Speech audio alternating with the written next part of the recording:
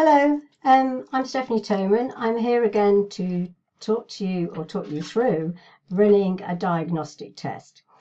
So what we're getting at is that you've come to the point where you've completed your learning materials.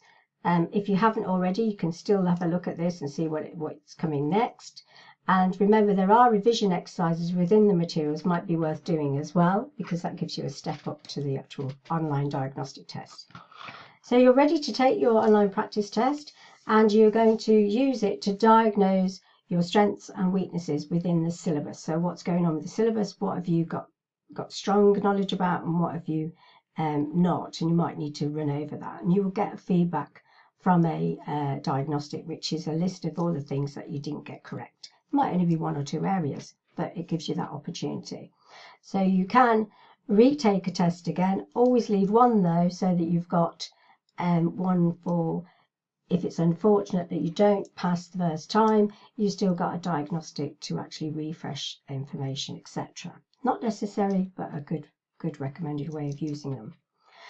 Remember, you get results for these instantly, and you will need to score what I believe is like round about 80% and above, because it's a 75% pass in the test itself, in the certified test, to get your certificate. So getting a stronger mark than 75 is probably a very good idea.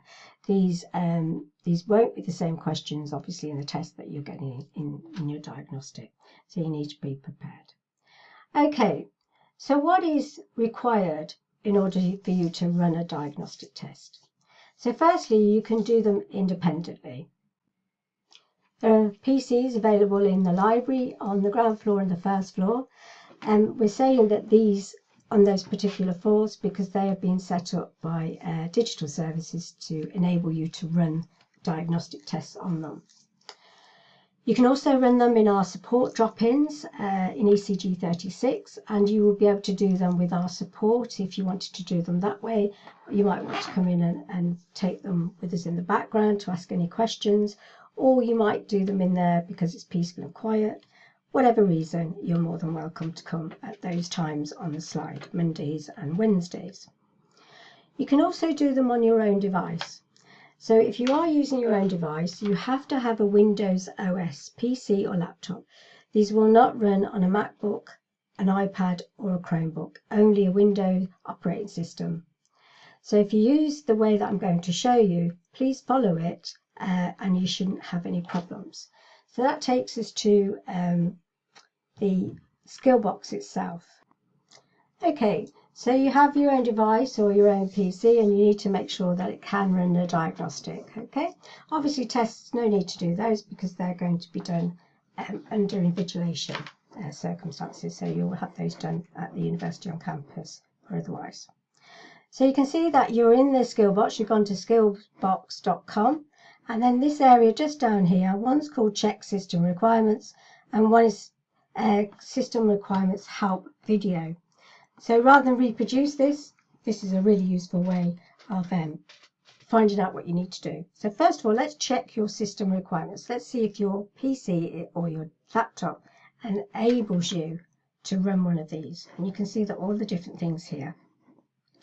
So we're going to look at the in-application tests, locally installed Office versions, because the data analytics has a live Excel application within it. The big data doesn't, but let's just go, we could go basic test with the big data, but we can use this one for both. So you can see that in my case, my PC that I'm using Chrome, which is really important. Don't use any other browser, so use a Chrome browser. My plugin is installed, and my Chrome extension is also installed. Then it's running through here to find the Office that I'm using, whether it's 2016, whether it's the new 2024, or whether it's something else. So it's checking it out. 365 is the most common. So it sees that everything's okay, and then you get an okay all the way down.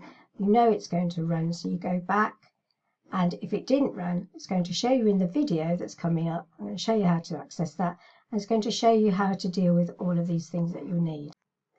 Okay, so we know that we can check our system requirements that way. back up to the top to the URL or the address bar near there, just at the tabs at the top. Let's close this one and we're back to the beginning again. So we can now go and have a look at the video. If you're not got the system requirements met, then you need to go in here and have a look. Okay, so let's click the system requirements help, as I said, the video, and it will look like this. So you won't get the sound on this, but there is sound on it. It's big, and you can see it's running through the things that you need to change if it's necessary.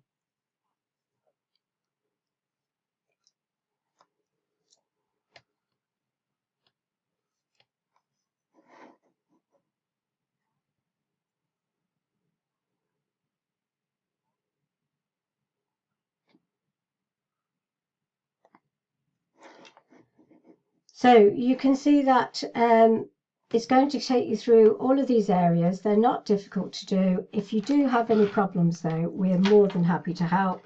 Pop into the drop-in with your laptop and we can do that for you. It takes a couple of minutes and then you'll be able to do this independently. If for whatever reason you don't have the requirements, you don't have the Windows operating system device, you don't have the option of getting the net 3.5 can be a problem on some new laptops, but generally it's usually okay.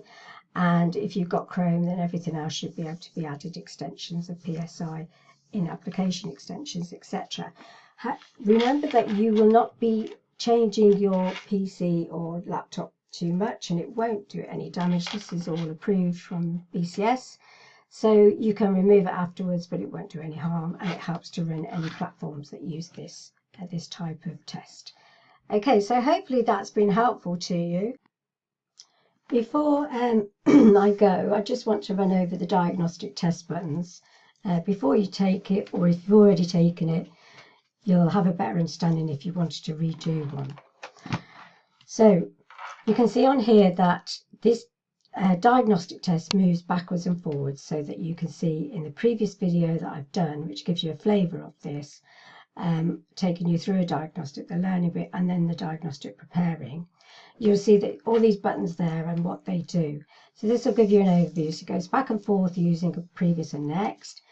You can use the nav button to oversee all of the questions, and they'll come up on a bar at the top, which you can close after looking at it. You can flag using the flag onto the question that you want to go back to or look at again, and you could even flag through the nav button as well. They have little boxes alongside that you can tick to flag it. The clear button will take you back to the start of a question, in case you can't remember how it started, but it's not really used too much at this level, but it could be useful if you've got a number of items to do within a question. The answer is obviously the way you answer the question, and that will grey out, that question will grey out, and you'll see it physically grey out once you've answered it.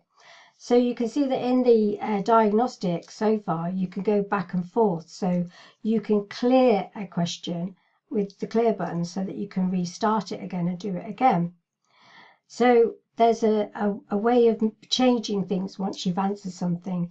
You must be aware, and we'll put the buttons up for the test, and they're also up in the room when you're taking it, is that once you answer in an actual test, you cannot go back. So these are forward moving only. So the next button in the test is used to skip a question, but we will go over that a lot more. So in this one, the diagnostic test buttons, you can go back and forth using previous and next. You can use the nav button to look over all of the questions and what they are. You can use the flag if you want to go back to a question. You can use the clear if you go back into a test and you want to clear a question and then redo it. You can do that even though it's been answered. And the final ones are you can suspend a test. I'm not going to talk about the end for a moment.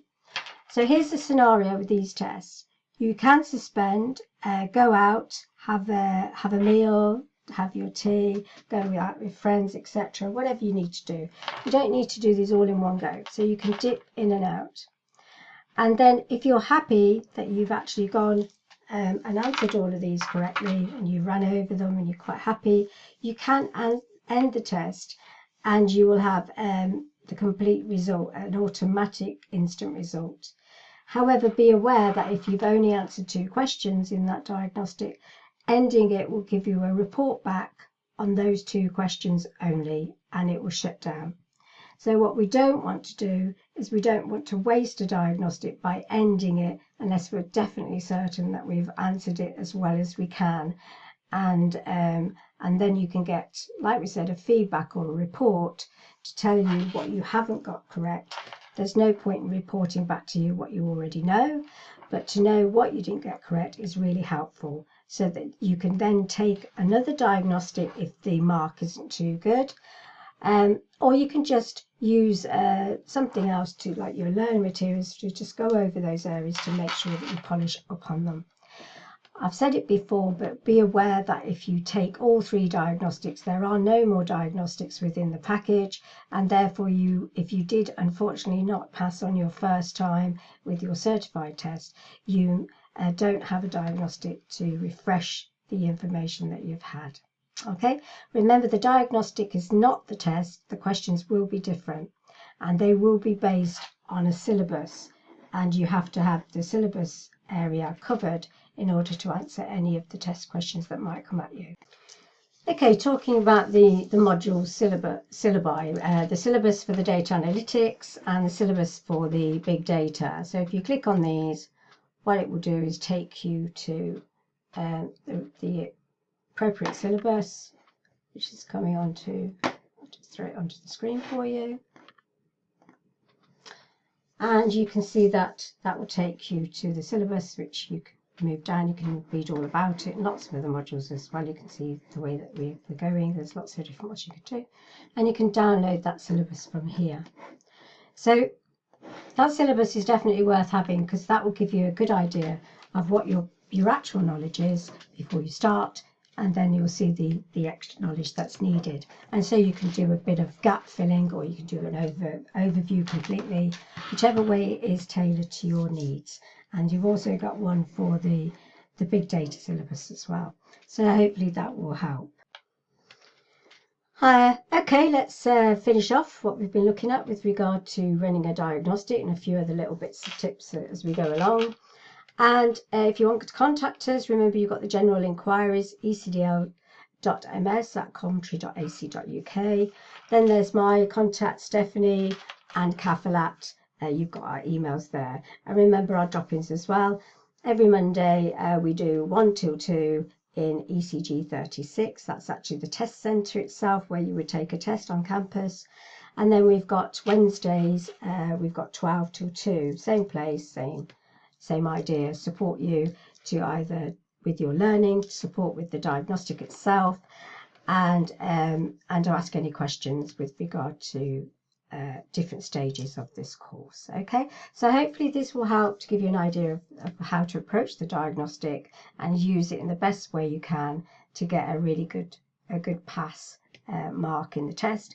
But nobody sees the mark, but it's nice to go for something high if that's what you want. Okay, so all the best. You know where we are. Let us know if you need anything, and thank you for watching.